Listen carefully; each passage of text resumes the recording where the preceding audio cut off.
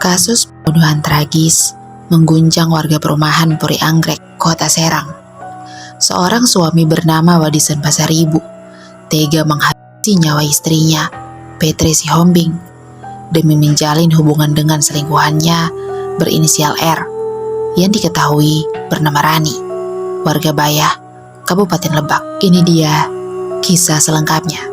Wadison Pasaribu, seorang suami yang berprofesi sebagai pegawai koperasi simpan pinjam atau yang biasa disebut bank keliling di daerah Bayah, Lebak, Banten. Pekerjaannya membuat ia jarang pulang ke rumah, biasanya seminggu sekali atau 2 minggu sekali. Sedangkan istrinya berprofesi sebagai ibu rumah tangga. Dan dari pernikahan mereka memiliki 2 orang anak yang berusia 7 tahun dan 5 tahun. Wadison dikenal oleh tetangga dan orang-orang sekitar sebagai orang yang humoris dan baik. Keluarga kecil mereka pun terlihat sangat harmonis. Tetapi ternyata rumah tangga mereka memiliki masalah yang cukup berat. Pada Maret 2025, sang istri mengetahui perselingkuhan suaminya dengan wanita lain yang bernama Rani, warga Kecamatan Bayah, Kabupaten Lebak, sejak November 2023 atau sekitar hampir 2 tahun. Saat mengetahui hal tersebut, sang istri sangat marah dan Wadison berjanji untuk mengakhiri hubungannya dengan Rani. Bukannya mengakhiri, hubungan tersebut malah terus berlanjut karena Wadison sudah terlanjur mencintai dan sayang dengan Rani. Bahkan Rani mendesak Wadison untuk segera menikahinya. Sementara dalam budaya dan adat Batak yang dianut oleh Wadison, bahwa memiliki lebih dari 1 istri adalah hal yang tidak dibenarkan.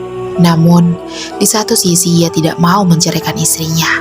Hal ini dikarenakan jika mereka bercerai secara sah, hak asuh anak tentunya akan jatuh ke tangan istrinya.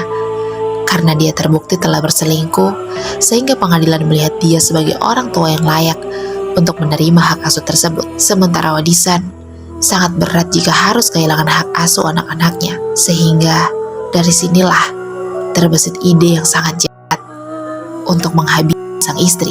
Malam itu, tanggal 31 Mei 2021, sekitar pukul 11 malam, ketika sang istri sudah tertidur, Wadison mulai membujuk istrinya dengan tangan.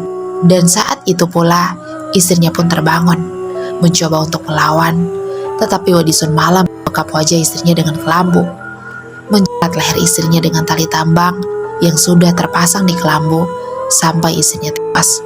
Lalu, ia membuat skenario seolah-olah ada perampokan. Untuk lebih meyakinkan skenario ini, Wadison mulai melukai dirinya sendiri dengan wajahnya dan juga kepalanya menggunakan ulekan batu, lalu mengikat dirinya sendiri. Setelah itu, ia melompat ke dalam karung, seolah-olah dia disekap oleh perampok. Lalu ia pun berteriak meminta tolong. Anak-anaknya yang terbangun pun kaget dan langsung lari keluar rumah meminta bantuan kepada tetangga. Tetangga yang melihat kejadian ini pun langsung segera menelpon pihak kepolisian. Kemudian, pada tahap penyelidikan, tetangga dan para polisi pun yakin bahwa ini adalah kasus perampokan. Karena ditemukan pintu bagian belakang rumah itu rusak dan ada beberapa barang yang hilang seperti perhiasan, kata suami korban. Saat Wadison keluar dari rumah sakit dan tiba di rumah, ia menangis terseduh-seduh di depan jasad istrinya sambil memegang baju sang istri. Momen itu pun direkam dan sempat viral di media online. Melihat hal itu, keluarganya pun sangat sedih. Mereka pun percaya bahwa Wadison adalah korban perampokan yang kehilangan istrinya. Seusai pemakaman, Wadison pun diperiksa sebagai saksi. Ia pun ditemani oleh sang kakak yang bernama Tommy Lembar Pasaribu, yang juga adalah seorang pengacara. Pada saat Wadison memberikan kesaksian, ia sangat berbelit-belit dan tidak konsisten. Di saat itulah, sang kakak Tony mulai curiga bahwa jangan-jangan Wadison terlibat dalam peristiwa ini. Keesokan harinya, tanggal 3 Juni 2025, sekitar pukul 16.00, para keluarga Wadison memanggil Wadison dan menyidangnya. Mereka menekan dia untuk mengaku. Berjam-jam diskusi itu berlanjut sampai pada pukul 19.30. Barulah Wadison mengakui segalanya, mulai dari rencana menghabisi nyawa sang istri sampai motifnya hingga semua rekayasa yang dia buat untuk menutupi semua kejahatannya. Mendengar hal itu, keluarganya sangat marah. Dan pada saat itu pula, pihak keluarga langsung menelpon polisi untuk menjemput Wadison. Atas perbuatannya, Wadison Pasaribu dijerat pasal 340 KUHP tentang pembunuhan berencana dengan ancaman hukuman mati atau penjara seumur hidup. Itulah tadi kisah dari Wadison Pasaribu.